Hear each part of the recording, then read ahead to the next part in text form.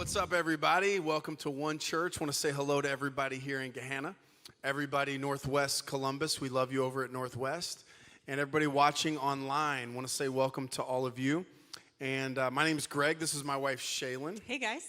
Shaylyn, thanks for being a part of today's service. Hey, thanks for asking me. And we are married. We're the Fords. And we are going to co-teach this message today. Usually, we'll do like a co-teaching, like a series on marriage or something relationally. Exactly. And this one is not about marriage, although we may allude to marriage, but we're going to talk about peace. We're going to talk about rest, actually, today. And we're in a series right now that we're calling Peace Be Still.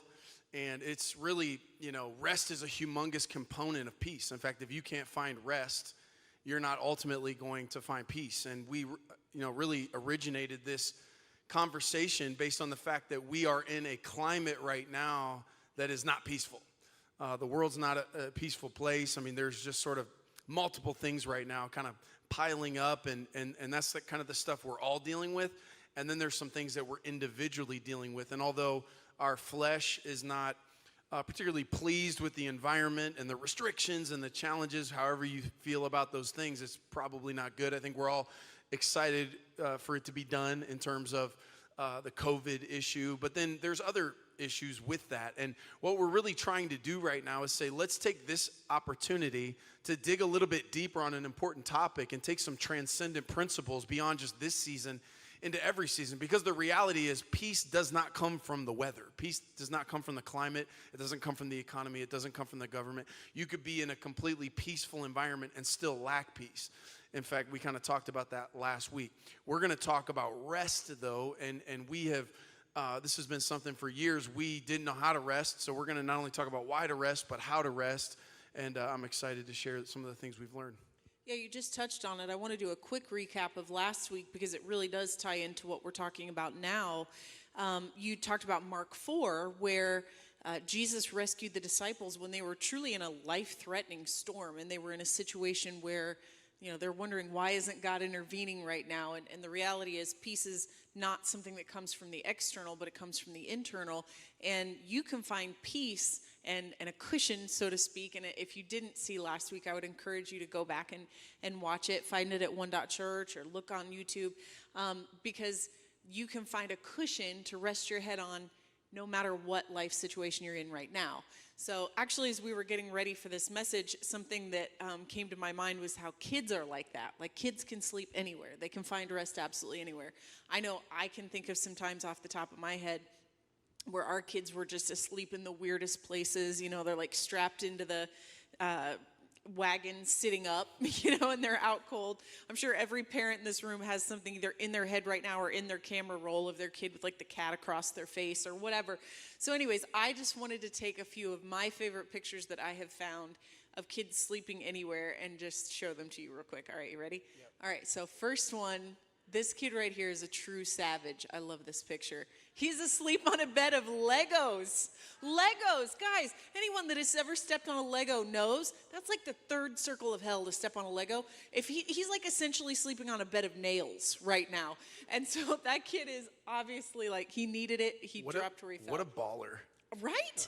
Totally. Okay, so the next one, I also love this because this kid is truly a savage. He's like, I don't care that I'm having lunch with the president. Nap time is calling and I'm done. And I just love that kids are no respecter of persons. It doesn't matter who's in the room. If they're out, they're out. And then this last one is my favorite. This kid. I'm not judging him. He's not just asleep on the toilet. Yep. He's asleep in the toilet. That's how tired he was. He was done. I got to show you this one. Actually, okay. After the message last week, my friend Jermaine sent me a picture of his daughter. And he's like, hey, she found a cushion in the storm, Pastor. She was listening to the message. She's so cute. Oh, yeah, my but gosh. It's a good lesson, though, because, sometimes we can go, oh, they're kids and ignorance is bliss and blah, blah, blah. But you think about the fact Jesus said, hey, unless you accept the kingdom of God like a child, what was he talking about? He wasn't talking about being naive. He was talking about having faith and trusting. That's exactly right. And it's like you look at kids and they just have this deep trust in their parents, their caregivers. They don't have all the cares that we think about as adults, and so they're able to just drop down and truly rest wherever they are. And it really should be the same for us in the sense with our Heavenly Father, that we can find that internal peace to a level that we can rest in whatever life is throwing at us because we know that he's got our back and we're going to be okay. All right, let's jump right into this because I want to start with actually us taking a moment to think about some things that you've probably known cognitively, but when we kind of put it in front of our face, it makes a big statement about God and who he is and what he expects of us. So I want you to think about the design that God designed, the way God designed human beings in terms of our need for rest, okay? So let's think about the fact that when God created humans, he started with a blank slate, and he's created certain systems that are really interesting. So for example, right now, the current life expectancy of an American is 78.93 years. That's very specific. Right? But this is one church, doggone it. These people gargle quinoa, all right? I mean, these people eat kale, brush their teeth drink with their it. water. Yes, Okay. they're healthy. So they're going to last a lot longer than 78.93 years. So what are you giving them? We're going to round up to 80, all right? I think they're going to live another year and 5 minutes. Okay. And, all right, so if you live to be 80, subtract right off the top 26 years for sleep, all right? A third of your life is in bed, all right? God designed it that way, that a third of our lives, if you sleep 8 hours a day, a third of your life is designed to be in bed in a catatonic state, which, by the way, is why you never go cheap on a mattress. Can I Preach get an amen? that. Yeah, Amen. I mean, bro, if you have invested in a third of your life from Big Lots, you need to really pray that Black through. Friday's coming. It's the time It's to coming. upgrade. You need to that's not sponsored. We're just saying. Tempur-Pedic in your life. You need some memory foam in your life. Right. That's a third of your life. Okay, So back you're on in a track. catatonic state. God designed that. He could have made it where you press a button and you're recharged. He could make it that we sleep 1% of our lives. Right. But it's a third of our lives, 26 years. That's crazy. insane. All right, the second element is that we're going to subtract 20 years for, we'll call it the beginning and end of our life. You know, I don't know, maybe for some it's more off the back end or the front end. It's the diapers to diapers. Exactly. So you're going like at the beginning, you're an infant, you are useless. Other than the fact that you're cute. All right, don't judge me. You know what I'm talking about. And you also render the person around you useless because they have to devote all their time to taking Everyone's care of you. I useless. don't know where that fits in your math. Who's around an infant, right? It's just keep the kid alive. Toddlers, same thing. They're not contributing to the family other than, oh my gosh, they're so great. All right, and then toward the end of your life, right? We know how it works. We're a bell curve, right? You start, you're born, you grow, you get taller, your metabolism's fast, you grow, you plateau, you decline, ultimately you die. God designed that. He could have made it totally different. He could have had us show up in the world as fully grown adults. He could have made us like Mary Poppins, right? Come out of the clouds as a grown-up, but he didn't do that. We come in the world as infants, and again, things taper off toward the end. So we're going to take away 20 years, God's design, right there, just with sleep and the minus 20. We're at 34 years from your 80. You're less than half productive. We're going to keep going.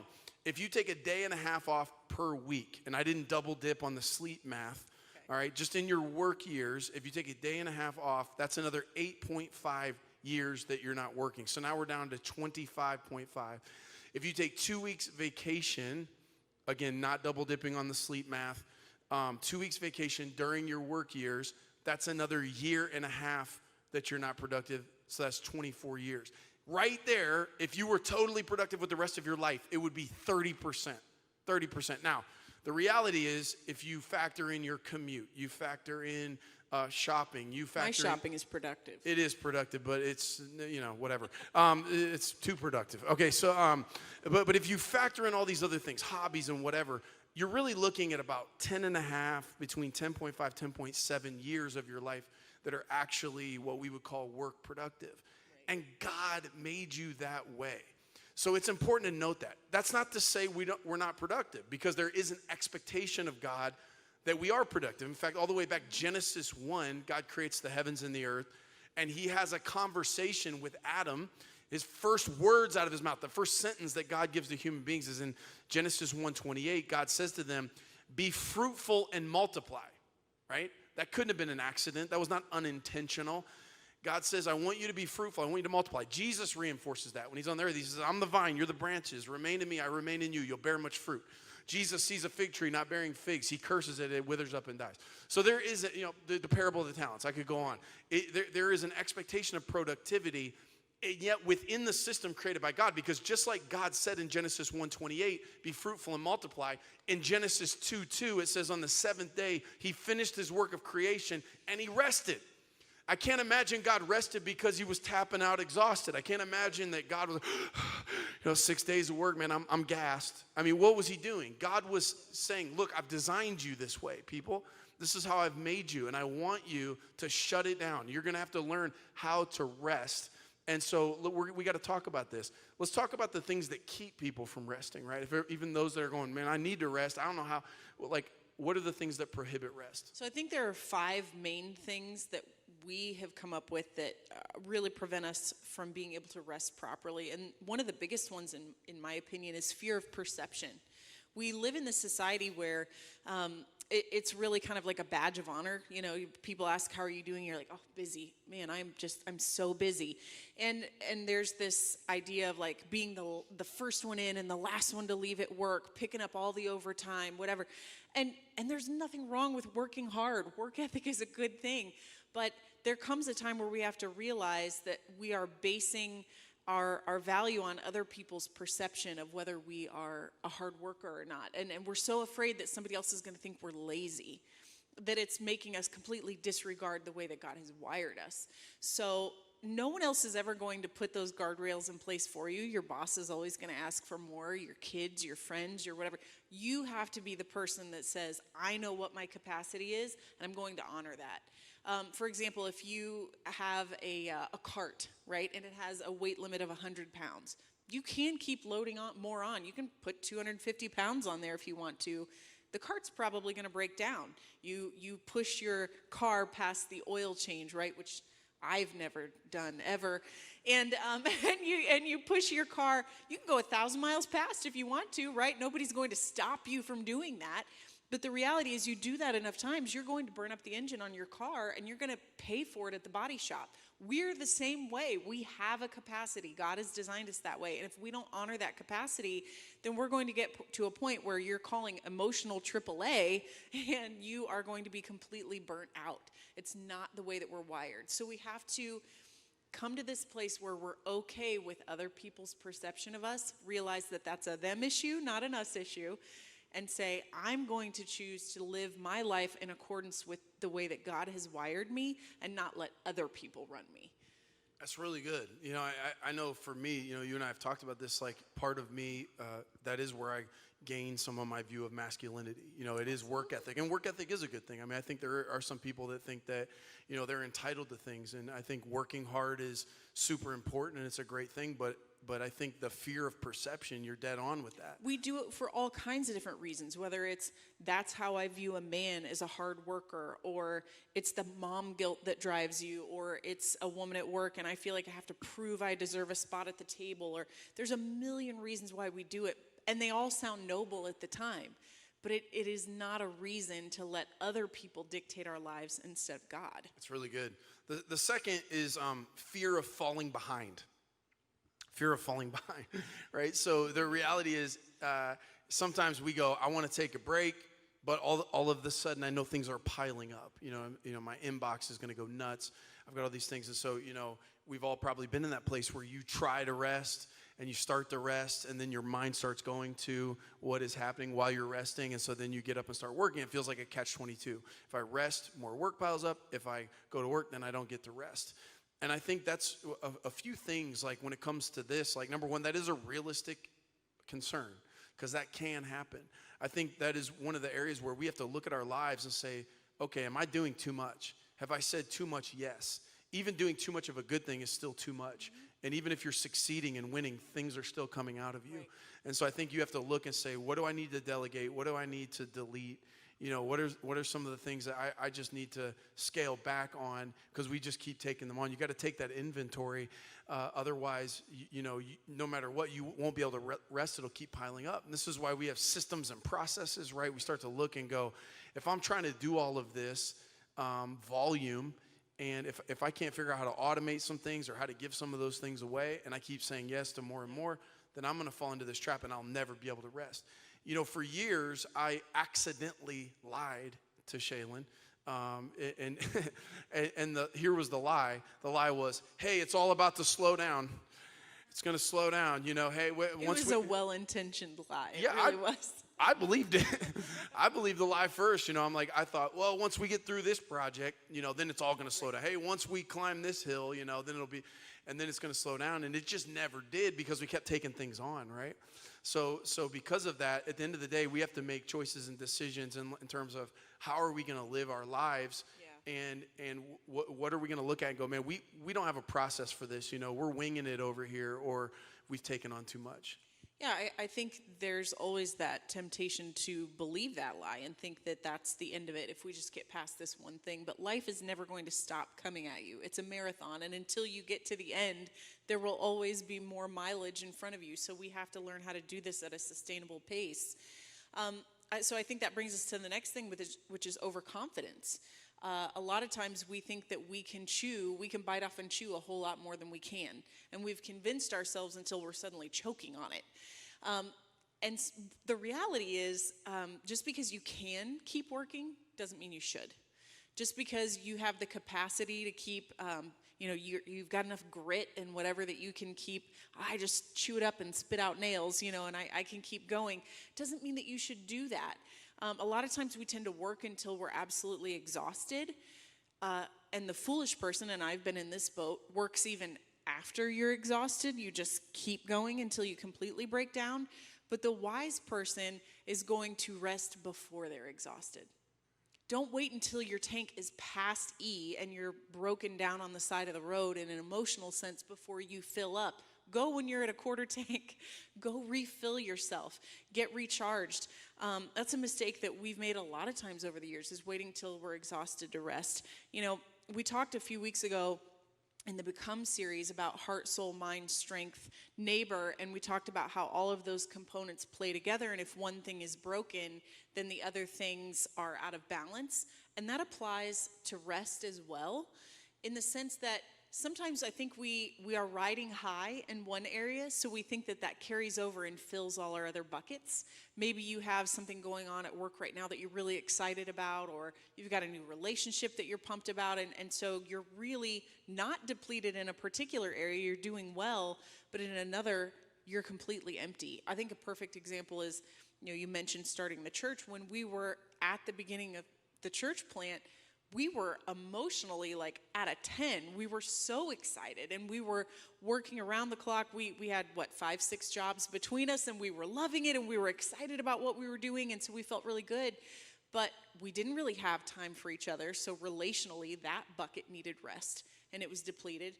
And spiritually, we were so busy trying to pour into everybody else that we didn't have that time with the Lord. And so I think it's super important not to just assume that somehow they all balance each other out. When one is off, it will tip the scale for you, and you need to make rest a priority in every area. It's a mistake to think you're the exception to the rule, right? Absolutely, To look at and to say, oh yeah, well, some people need it, but I don't. Yeah. I mean, that is just, that's flat out prideful, to be honest with you. And I think, people that say that usually, end up telling a different story later, and sometimes making catastrophic decisions. And so I just encourage you, don't do what I did in elementary school when it was time to run the mile. How many of you guys remember gym class when, your gym teacher was like, all right, everybody out to the track, we're going to run the mile. Third grade, I go out there, I'm like, how many times around the track? He's like, 4. I'm like, that's it? Only 4? That's a mile? Oh, I'm going to kill that. I'm pretty active. All the third grade honeys were oohing and on, and it was pretty impressive. I have fast twitch muscles. Wait till you see these afterburners. And so, we'd all line up on the line. My heart's pounding. I'm like, man, I'm about to show my speed here. And take off, boom, go. And I'd take off sprinting, fully confident that I was going to be able to keep that up for 4 laps. You get like the first third of the way around the track, and I'm puking up the lunch food, sloppy joes are everywhere. I'm just like dead. You're laying there just gassed. You're walking, and people are running past you because you think that you can do it. And it's like, it's overconfidence. It's foolish. And in a certain place, like you were saying, don't wait till you're exhausted. We did that many times. We would go till we're exhausted, and then you can't hardly get out of bed. I mean, that is like what you said. It's like trying to waiting until your car runs out of gas on the side of the road before you get gas. You don't want to be doing that. You want to live life, even if you don't make big catastrophic mistakes, which some people do because they're so exhausted, they make these big mistakes. Even that, like, you don't want to live your life in the exhaustion zone all the time. You want to be able to enjoy your relationships. You want to be able, when you do have a day off, to not just be like, I can't move. You want to be able to be active and do things. And that's so true. I think a lot of times we convince ourselves that it's that lie of the short term, right? I'm just going to do this for now. And not that there aren't seasons in your life where you do have to sprint. Right. But you have to plan rest on the back end, because how sad would it be if you get to the end of your life and you're at your deathbed and you look back, and not only did you not have any rest and you didn't enjoy it, but you didn't have peace. Like, you had no internal peace, and you lived in this zone of stress and anxiety and overwhelm the entire time. And to have that shadow over your life, what a sad finish. So Jesus says this in Matthew 11, 28 and 29. He says, come to me, all you who are weary and carry heavy burdens, and I will give you rest. Verse 29. Take my yoke upon you. When he says yoke, he's not talking like, don't think oxen that are yoked together. Think of his teaching. He says, let me teach you, because I'm humble and gentle at heart, and you will find rest for your souls. I want you to zero in on that part of the verse. Rest for your souls. What is your soul? Your soul is your mind, will, and emotions. We all know how to rest our bodies. You rest your body by getting off your feet, take your melatonin, get your sleep, right? Get your however many 8 hours of sleep. Is how your body finds rest. How do you find rest for your mind, will, and emotions? And Jesus says, how do you do it? It's ultimately learning from him. And it's really a revelation of the gospel. Jesus is saying, until you really have a revelation of the gospel and you understand that your value, that your approval, that your validation, that your security comes from him, then once you do that, then you'll actually be able to find rest. It kind of takes me to the fourth thing, which is, the fourth thing that keeps us from resting is pressure from work linked to identity. The pressure that we feel when our identity is linked to what we do and to our work. It's the thing we talked about in the Become series. And this is the essence of that verse. Jesus says, come to me who are carrying heavy burdens. That your work is your validation, that your work is who you are. It's more than just what I do. It's how I see myself. It's how the world sees me. And so now it has this never-ending pressure build up. He said, if you'll learn from me, you'll find rest for your mind, will, and emotions, because you'll find your validation in the gospel, in Jesus, in the thing that can't be taken away. It says in Ephesians 2, 8 through 10, for it's by grace you've been saved through faith. This not from yourselves. It's a gift of God. Now watch what he says here. It's not by works, so no one can boast. It's not by works. You can't work your way up to it. Now watch this, verse 10.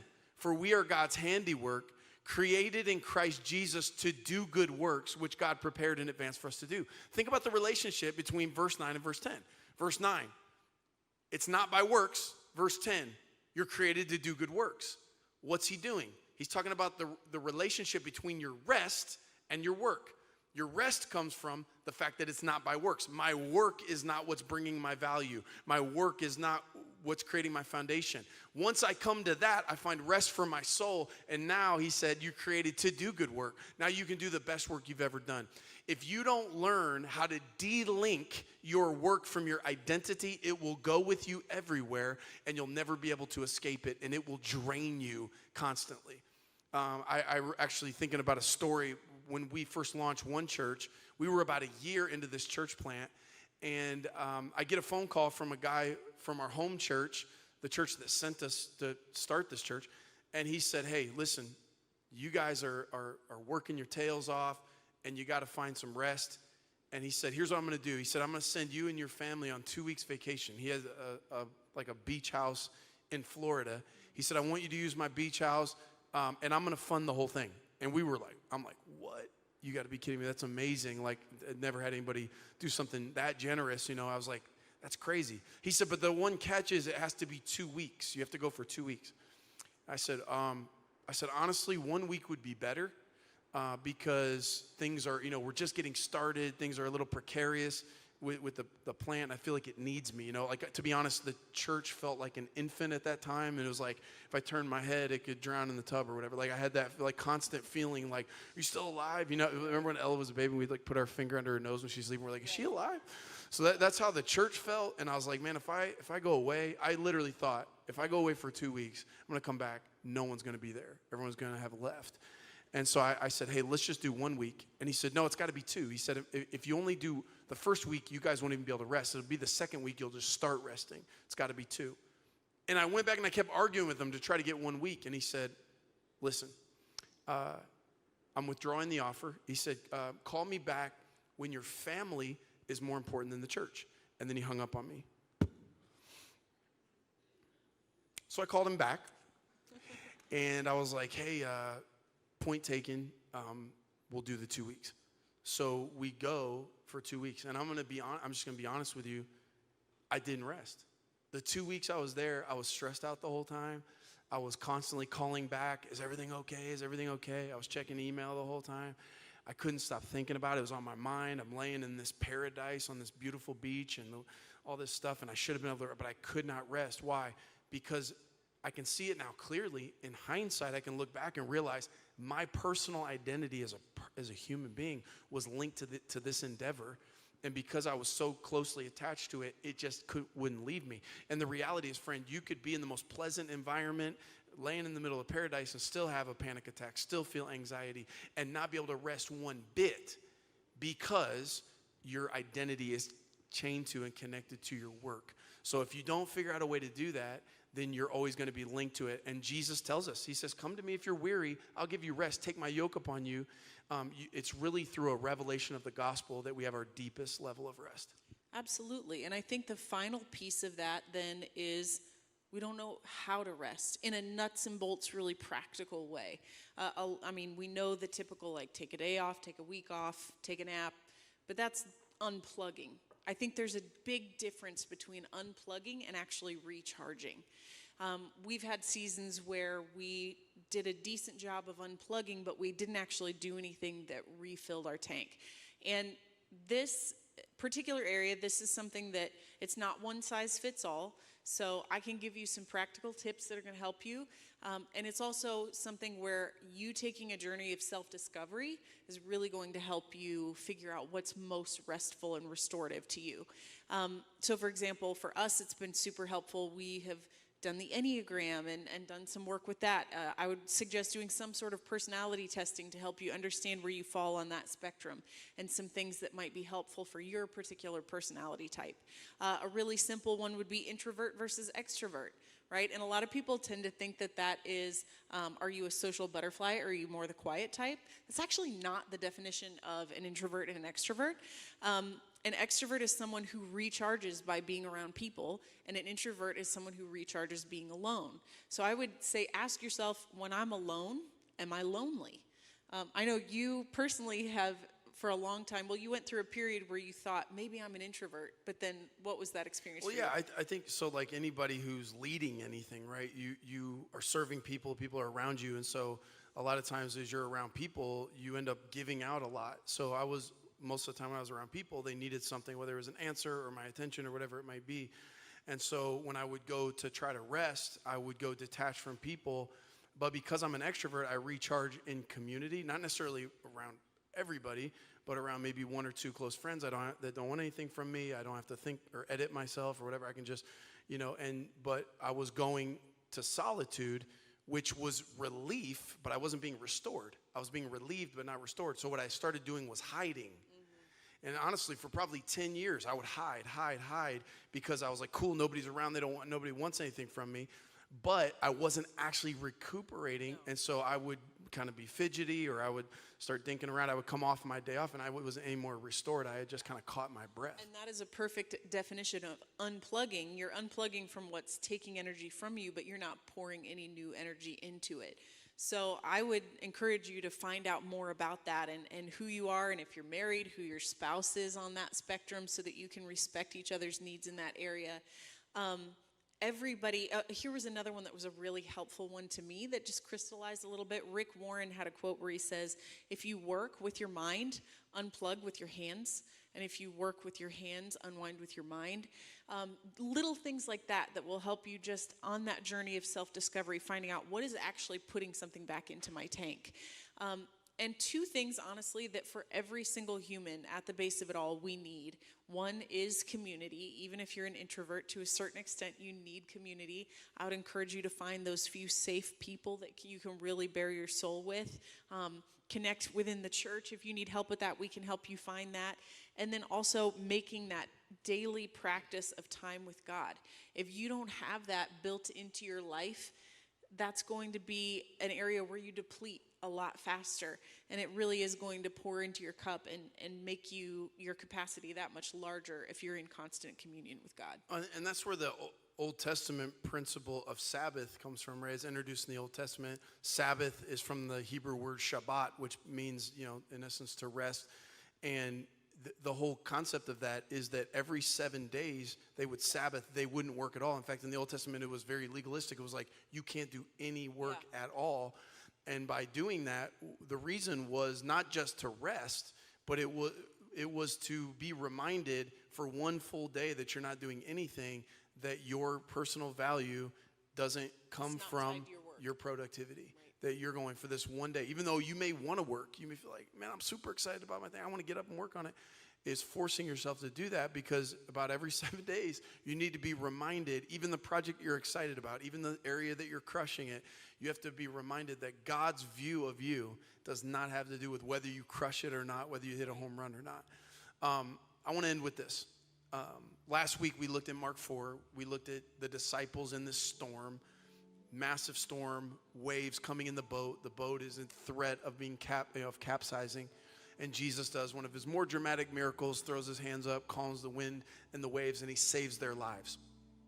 If you keep reading past Mark 4 to Mark 6, you'll see Jesus shows up in another storm with the same disciples on the same lake.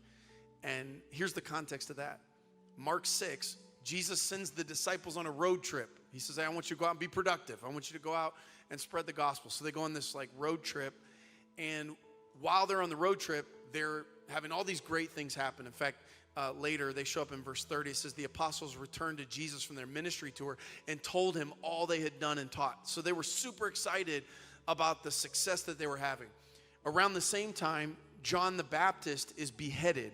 So he dies. So now they have this combination of, we just did this road trip, and now we're dealing with the exhaustion of grief. John the Baptist was Jesus' cousin. He was a friend of the disciples. So we're grieving now. And so Jesus says to them, hey, let's go off by ourselves to a quiet place to rest for a while. So he's in essence practicing what you said earlier. Let's not wait till we're exhausted to rest. Let's rest before we're exhausted. Let's get alone. As they're on their way to go rest and be alone, 5,000 hungry people show up and they want to eat. And this is where Jesus does the miracle of feeding the 5,000 people while they're on their way to rest. And at the end of that, it says in verse 44, a total of 5,000 men and their families were fed. Verse 45, immediately after this, watch this, Jesus insisted that his disciples get back into the boat, head across the lake to Bethsaida, while he sent the people home. At a certain point, Jesus said, look, enough is enough. We've done the ministry tour. We're grieving the loss of a friend. We just fed 5,000 people. The need will never stop. There will always be more. At a certain place, he sent the people home. And here's what I'm going to tell you. You personally, ma'am, you, sir, need to take personal responsibility for finding rest. And sometimes you got to send the people away. Sometimes you have to break away. What we end up doing a lot of times is people are asking things of us, or we keep doing things and we keep saying yes and all of that. And then we get mad at people because they're burning us out, instead of Jesus, who saw the burnout coming and he said, I'm going to make a decision. It says he insisted that the disciples get back in the boat, that we break away. He insisted that the people go away. And then he goes to be alone with the Father to be restored. And the disciples go in kind of their natural habitat, get back in the boat and start to go across. As they're out on the water, another storm kicks up. It's not necessarily a life-threatening storm, but it was enough that the disciples are trying to row across this lake, and they're going into a headwind, and they're getting nowhere. It says that it was 3 a.m, and in verse 48 it says they were rowing hard and struggling against the wind and waves, and it was 3 a.m. And so imagine this. You've just come off this ministry tour. You're excited but exhausted. You've just lost a friend. You're dealing with grief. You just fed 5,000 people. That's a big win, but a lot came out of you. And now the fourth thing, I'm here and it feels like I can't catch a break. I'm rowing into the wind. I'm rowing into the wind. And Jesus, from his vantage point, he sees them struggling and he walks. This is where he famously walks out on the water and gets in the boat with them. And when he gets in the boat, it says again, the wind and the waves die down. And I really want to leave you with this thought. Jesus shows up in the boat in Mark 4 to save their lives. But he shows up in Mark 6 to help them in their struggle, to give them a break. In fact, when you read the same story in the Gospel of John, you find that Jesus not only got in the boat, the wind and the waves came down, but he helped them get across the lake. And friend, there are some of you right now, it's like one thing after another, it's piling up, and you're going, man, I can't find rest. I can't find rest. And I want you to know Jesus will show up where you are right now. It may feel like you're going into a headwind. It's 3 a.m. It's been one thing after another. And in these moments, he'll cause the wind to die down. He'll give fresh oxygen in your lungs and to give you rest for your soul. Come to me, all you who are weary, he says, who carry heavy burdens. I will give you rest. My yoke is easy. My burden is light. You'll find rest for your soul. So for whatever it is for you, why don't you allow God to speak to you right now? And maybe it's delinking your identity from your work. Maybe for you, it's the wisdom of saying, you know, I've been overconfident. I've been trying to cheat the design. Maybe for you, it's been you have had this, needed the perception of being a hard worker, and so you're worried what everyone's going to think. I don't know what it is. Maybe for you, it's something else. But allow God in this moment to come in the boat to help you and find rest in the middle of your struggle.